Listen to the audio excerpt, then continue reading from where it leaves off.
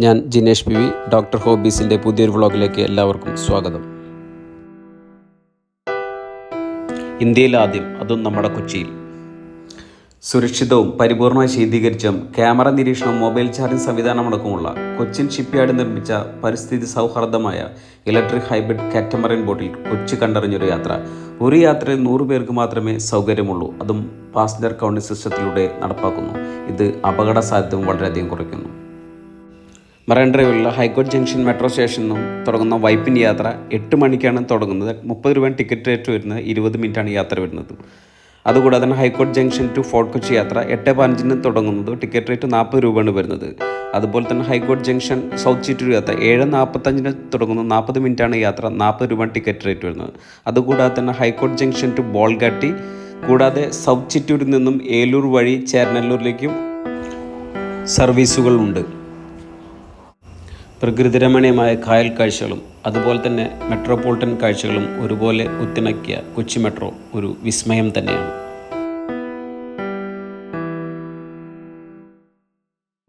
ഇതിൽ high court junction fort Kochi, high court junction Vypin യാത്രകൾ ഏകദേശം സമാനമാണ്. കാണാവുന്ന കാഴ്ചകൾ Bolgatty islands, Vallarpadam container terminal, Cochin port തുടങ്ങിയ. കാരണം നിങ്ങൾക്കറിയാമല്ലോ, നമ്മൾ പോകുന്ന യാത്ര ലെഫ്റ്റ് സൈഡാണ് ഫോർട്ട് കൊച്ചി എടുക്കുന്നത്, റൈറ്റ് സൈഡിനാണ് വൈപ്പിൻ കിടക്കുന്നത്.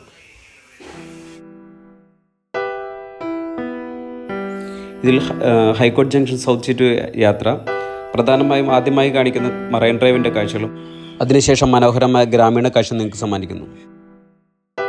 കായൽ സൗന്ദര്യം ആസ്വദിച്ചുകൊണ്ടൊരു ഗ്രാമീണ യാത്രയാണ് നിങ്ങൾ ആഗ്രഹിക്കുന്നത്. നിങ്ങൾക്ക് തീർച്ചയായിട്ടും വൈറ്റില ടു കാക്കനാട് യാത്ര സെലക്ട് ചെയ്യാം. വൈറ്റില ബസ് സ്റ്റേഷൻ അവിടെ തൊട്ടടുത്തായതുകൊണ്ട് നിങ്ങൾക്ക് എത്തിച്ചേരാനും വളരെ എളുപ്പമാണ്. കൂടാതെ വൈറ്റില മെട്രോ റെയിൽ സ്റ്റേഷനും തൊട്ടടുത്താണ്. 25 മിനിറ്റ് യാത്രയ്ക്ക് 30 രൂപയാണ് ടിക്കറ്റ് റേറ്റ് വരുന്നത്. ഞാൻ ഇതിൽ പറഞ്ഞിരിക്കുന്ന ടിക്കറ്റ് റേറ്റുകളെല്ലാം തന്നെ ഒരു വർഷത്തേക്കുള്ളതാണ്.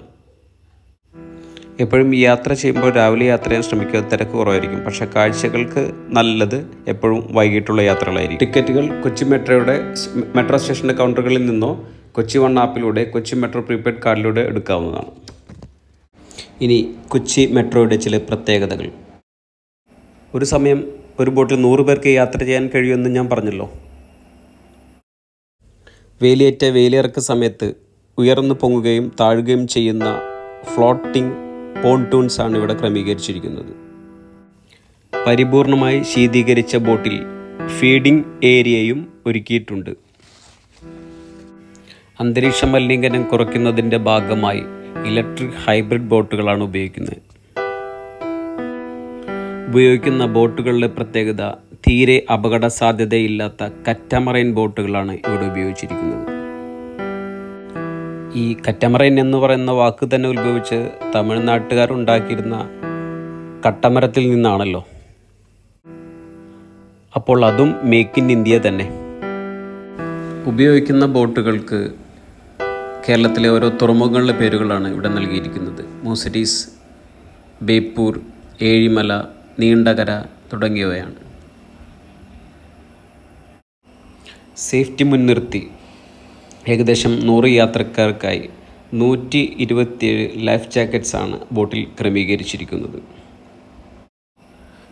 ബോട്ട് ഡ്രൈവ് ചെയ്യുന്ന ആളെ നമ്മൾ ബോട്ട് മാസ്റ്റർ എന്നാണ് വിളിക്കുന്നത്. അദ്ദേഹം ഇരിക്കുന്ന ക്യാബിനെ വിളിക്കുന്നത് വീൽ ഹൗസ് എന്നാണ്.